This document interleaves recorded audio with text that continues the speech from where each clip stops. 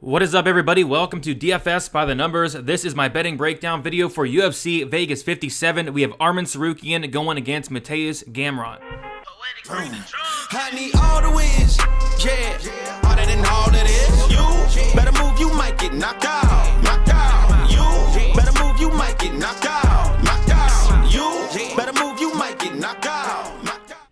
And we're back for another betting breakdown video this week, breaking down a very good card, 12 fights on it. Looking forward to pretty much every single one outside of, there's a couple that I'm not too excited for. I mean, it's kind of hard to get excited for a Lombardo, Josh Parisian, but outside of that, I mean, this card's a banger. I think it's kind of going under the radar as well. I know it's going to be tough to top last week in UFC Austin, but I think this card's going to be very good. So can't wait to get into the bets for this week in the leans. Before we do so, if you guys can please leave a like on the video, subscribe to the channel if you do not already. It is much appreciated.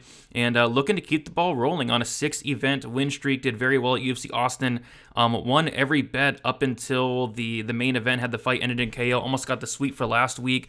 And this is a card this week where kind of tough. I have a bunch of plus money props I'm taking a look at. Nothing like really sticking out. I mean, usually there's like something I really like this is my play of the week, my favorite play. This is a week where nothing's like really sticking out this week, but there are some spots we'll talk about, and I see we get into it right now. As always, guys, going to be talking about these fights from a betting perspective and a betting perspective only. If you do want a further, more in-depth breakdown on why I like which fighter, why I'm betting what, I post a ton of content throughout the week on the MMA Engine, on Pub Sports Radio, on this channel as well, so lots going on there. Let us start with the very first fight of the night. We have Jinh Yu going against Vanessa Demopolis. I feel like there are two ways, and really two ways only, to play this fight. If you like Jinh Yu, and I like Jinh Yu to an extent, I would not recommend laying minus 220 on Jinh Yu ever, but I do think this is a good matchup for her stylistically. Initially before looking into the fight, I thought, yeah, I really like Jinh Yu here, and then you take a look at the line, and I just feel like she shouldn't be minus 220 against anybody. But, I feel like she stuffs the takedowns here. She has really good takedown defense. Demopolis, non-existent wrestling. Demopolis will be flopping to her back, pulling guard. And if Fry does go down to the mat with Demopolis, Demopolis is definitely live for that sub. But, yeah, if you like Jinh Yu by decision, minus 115. I actually saw it at plus 110 on FanDuel Sportsbook. I think that would be the way I would play it if you like the Fry side.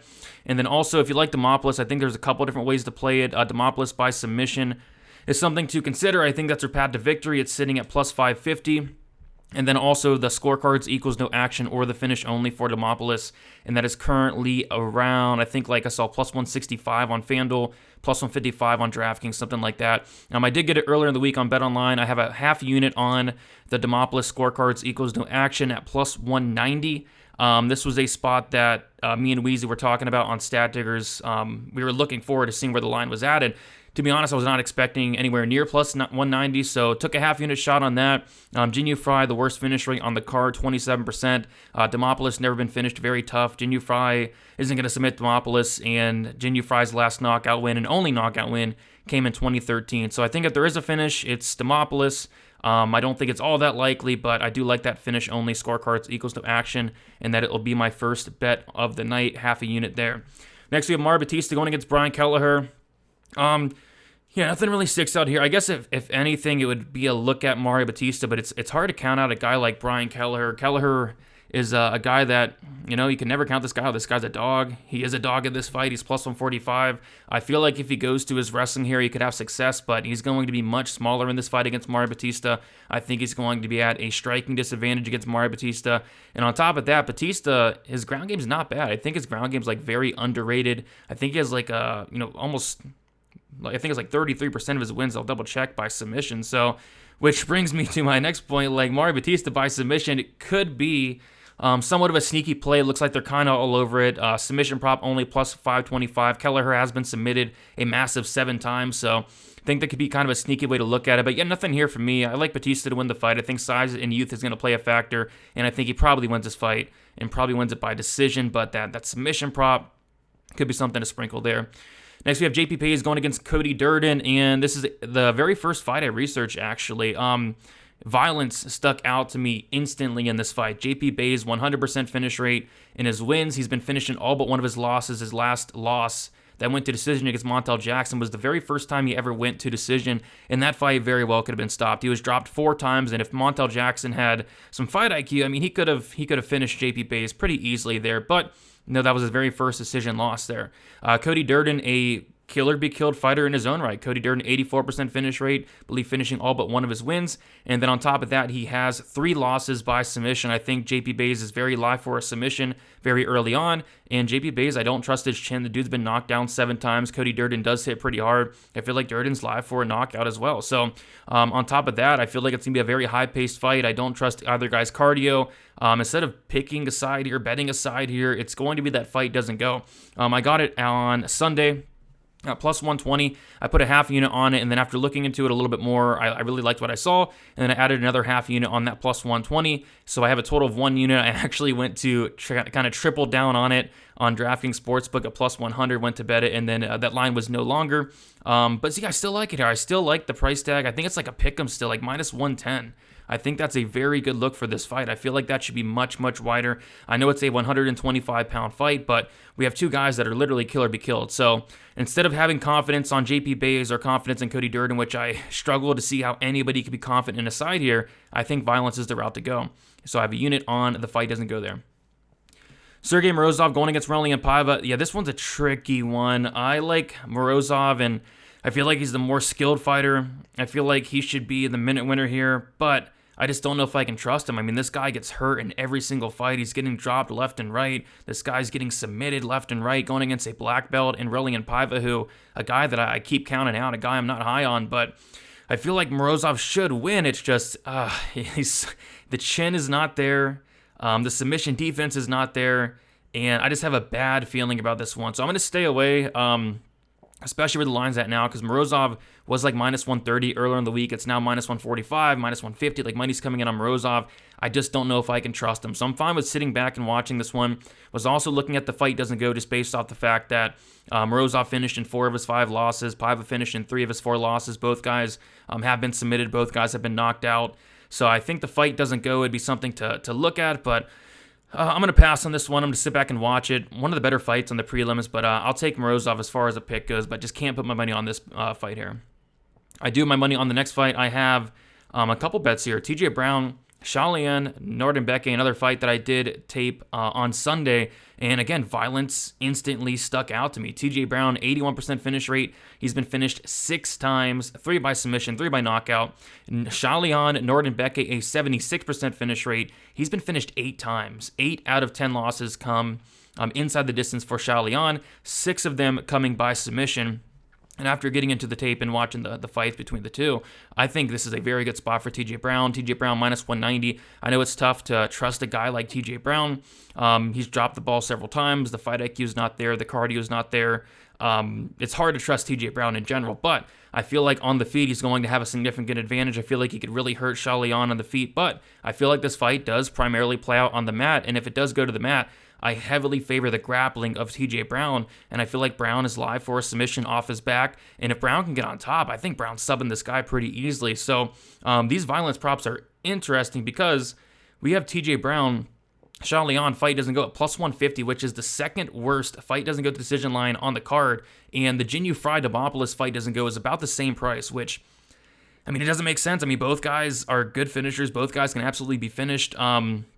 I think if Shalian wins, it is probably a decision, but I think TJ Brown subs this guy. So what I did, I put a half unit on that fight, doesn't go at plus 150 on Sunday. Really expected that line to move. It actually got better on some books. And then I also put a half unit on TJ Brown to win inside the distance on Bovada, plus 250. That line is still there. I think TJ Brown can either knock this guy out or I think he can submit him. But I don't want to completely rule out a Shalian finish. Again, we have seen TJ Brown get finished a massive 6 times. We've seen him gas out. We've seen him make mistakes. A late Shalian finish would not completely shock me as well. So, fight doesn't go. Brown inside the distance. Brown by sub on FanDuel's plus 420. Another thing that really stuck out to me, but I took the inside the distance just to cover the knockout as well, because I think Brown's going to have a massive advantage on the feet there. Next, I have a half unit on Tafon and Chukwu to win the fight.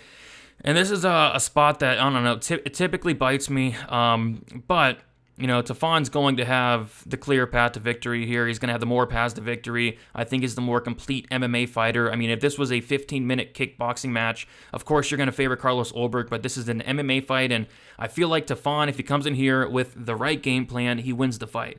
And again, this is a spot that typically bites me. I'm like, okay, this guy has a clear path to victory, cage control, get the fight down to the mat. We've never seen Olberg off his back. We've seen Tafon go for takedowns and get them. Why not go out here and try to take down Carlos Olberg, right? Whether he chooses to do that is up to him. I think he's going to come in here with a good game plan, and if he does that, he could look like a pretty big favorite. So, like I said, you can't always trust these fighters to go out there with a good game plan. So yeah, if he stands and strikes with Olberg, I mean, the guy probably loses, but I feel like the path to victory is right there. So I put a half unit on Tafon, plus 100. The line has moved a lot. Tafon is now minus 125. If you can still get it around a pick'em, and if you do lean that Tafon way, if you do have a strong take there, I still don't hate it at a pick'em, but minus 125, I'd probably pass there. These decision props are pretty interesting. I actually lean this fight being kind of a grinding fight, going to decision. Olberg by decision plus 350. Tafon by decision plus 375. My bet's on Tafon straight. If you got in on it earlier in the week, I like that. Still at a pick'em, I like that. But give me Tafon to hopefully go out there and fight smart. If he does, I feel like he has a really good chance to win. All right, next we have the people's main event. This is the fight of the week where people are very, very, very confident in one side, and then you have a set of people that are very, very confident in the other side. But in reality, absolutely nobody should be confident in anything in this fight, but it's going to be a really good one. We have Chris Curtis going against Rodolfo Vieira. First look, I'm like, yeah, I like Chris Curtis. I think Chris Curtis is going to knock this guy out. But after looking into the fight, I mean, I really think that Rodolfo Vieira is going to have a good opportunity here to get the fight down to the mat and finish the fight. Really hated what I saw with Vieira off his back. I mean, the guy's making so many mistakes. He's giving up his back left and right. He's putting himself into bad positions, and it's working against some of these other guys outside the UFC. And he's getting taken down easily and just was not the best look in the world, especially getting up his back like that. If he gives up his back to Rodolfo Vieira, I mean, the fight's going to be over shortly after. Vieira, legit BJJ black belt, one of the best grapplers in the UFC. I mean, if he takes Curtis's back, the fight's over. If he gets on top of Chris Curtis, Curtis is going to be in some serious trouble. So I feel like Rodolfo Vieira is going to have a clear path to victory early on to get the finish here. If Rodolfo Vieira does not get the finish in the first round, I think Chris Curtis probably knocks him out in that second or that third. So yeah, if you like Chris Curtis, there's not really any props to stick out. I mean, Curtis by knockout is minus 120. You can't really play that. His money line's like minus 115. So currently you're actually paying more for his knockout prop. So if you like Curtis, probably just play him straight at this point. The odds have closed a lot throughout the week. Curtis was at a decent sized favorite. Now it's all but Rodolfo Vieira love coming in. It's now almost a pick 'em here. So yeah, if you like Curtis, probably just bet him straight. There's no props that have any value here. And if you like Rodolfo Vieira, you could still bet him straight. What I did though, I put a half unit on Rodolfo Vieira to win inside the distance, and I got that at, to give you the correct number here, got that at plus 170 on Bet Online. I think it moved a little bit to plus 150, but I mean, this guy's a 100% finish rate. I would be shocked if this fight went to decision in general, or if Rodolfo Vieira did win a decision. So yeah, if you like Vieira, I think the first round prop is something to look at. I think I saw plus 340 for Vieira first round sub on FanDuel Sportsbook. I kind of looked towards that. I was going to play Rodolfo Vieira to win in either round 1 or round 2, but that was plus 180, so it wasn't getting much more of a discount. Just took the inside the distance, plus 170 for Rodolfo Vieira to get it done there. But I mean, this is a tough fight to call. I mean, this fight can go either way, but I do think Vieira is going to have a lot of opportunities early to finish the fight. All right, next we have Umar Nurmagomedov going against Nate Maness, and yeah, we have a big favorite here in Umar Nurmagomedov, the biggest favorite on the entire card, minus 1,200. And there's not a lot you can do here with Umar. Yeah, I think he subs Maness, and I think he does it probably in the first round. Umar by sub is plus 100. Umar inside the distance is minus 175. Not a ton of value on either of those props. FanDuel did have out the Umar by sub at plus 140, which is a little bit better. But what I did was I played the under 2.5 rounds. So Bovada had it at minus 120. And it was weird because the under 2.5 was minus 120, but Umar inside the distance was like minus 170. So you might as well just take that under 2.5 just to cover the Nate Maness potential KO, because it could happen. Like, Maness hits like an absolute truck. He's going to be much bigger than Umar, but I do think one takedown, the fight's over shortly after. Umar's back takes are phenomenal. His grappling's phenomenal. And if he does get Nate Maness down, I think the fight's over. So if you like Umar, as you probably should, not really much ways to play it, but I think sub plus 140 on FanDuel, or just that under 2.5. If you can get the under 2.5, I still see it at like minus 130, minus 135. I think that's the way to go, because not only does it cover Nurmagomedov inside the distance, it also covers that Nate Maness inside the distance as well. So 1 unit on that, minus 120 there. Thiago Moises going against Christos Giagos. Nothing here for me. Just going to pass on this one.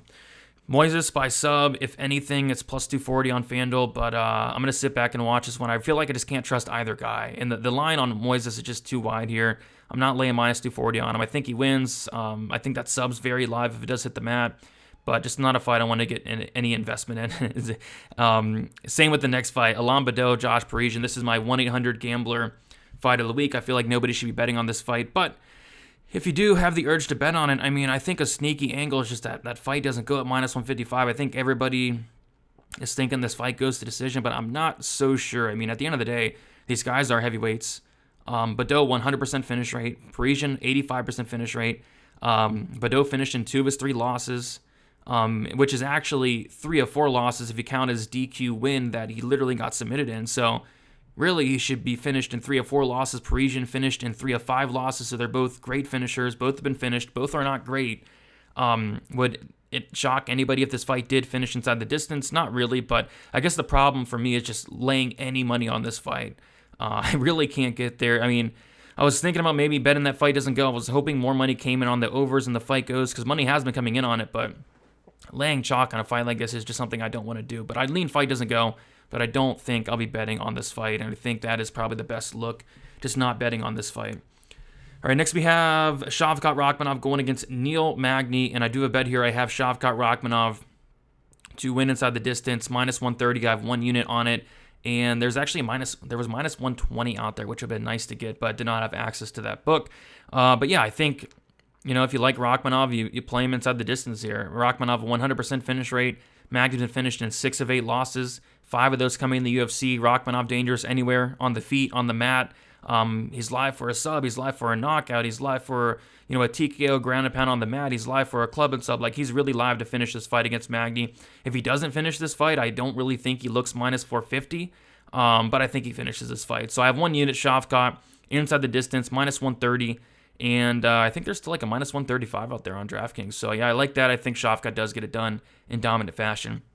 Main event, Arman Tsarukyan going against Mateusz Gamrot, and I have my biggest play on the card here, and this is how you know it's a small night for me in terms of the unit sizes. I have a lot of sprinkles, but my biggest play, 1.5 units, and it's going to be on the over 2.5 rounds. So yeah, I mean, I got it at minus 170, so it did beat some line movement there. I think it's around minus 200, which I still think that's pretty solid. I see this getting extended.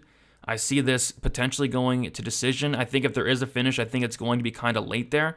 I think it's going to be probably on the Arman Tsarukyan side, so I don't mind the 4-5 decision for Arman. I don't mind the Arman 3-4-5 sprinkles. I don't mind any of that. I just simply took the over 2.5 rounds. I think both guys are high level. Gamrot never been finished. Tsarukyan only been finished once by knockout. I think we do see this one get extended. I'm not sure it goes to full 25 though, just because of the pace that these guys are going to put up. I feel like somebody could slow down. I feel like that somebody's probably Gamrot. So I like the over. I don't hate the fight doesn't go as well. I feel like this fight could very well finish late 3-4-5. But I think this fight does, at the very least, get extended, go over those 2.5 rounds, get to that 3rd, maybe get to that 4th, maybe get to that 5th, and I think maybe a late finish there or decision for Arman Tsarukyan. So that is about it. Like I said, not the easiest card in the world. A lot of plus money shots on my end here. And hoping just to keep it up here. I'll quickly go through my bets. My only straight bet of the night, Tafon and Chukwu, half a unit plus 100. I have 1 unit total on the JP Bays Cody Durden fight doesn't go plus 120.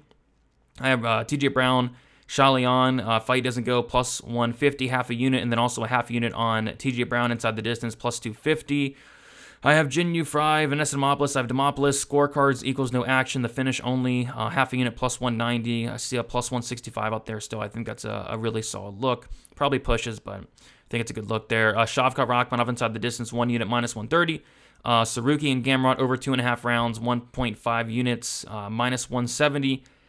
And yeah, Vieira wins inside the distance, half a unit plus 170. And then Umar Nurmagomedov, Nate Maness under 2.5 rounds, minus 120. So yeah, hoping to keep it up here, liking my spots. Nothing like I'm extremely confident about, but some little plays here, hoping to make a profit and keep the ball rolling there. So that's about it, guys. Best of luck.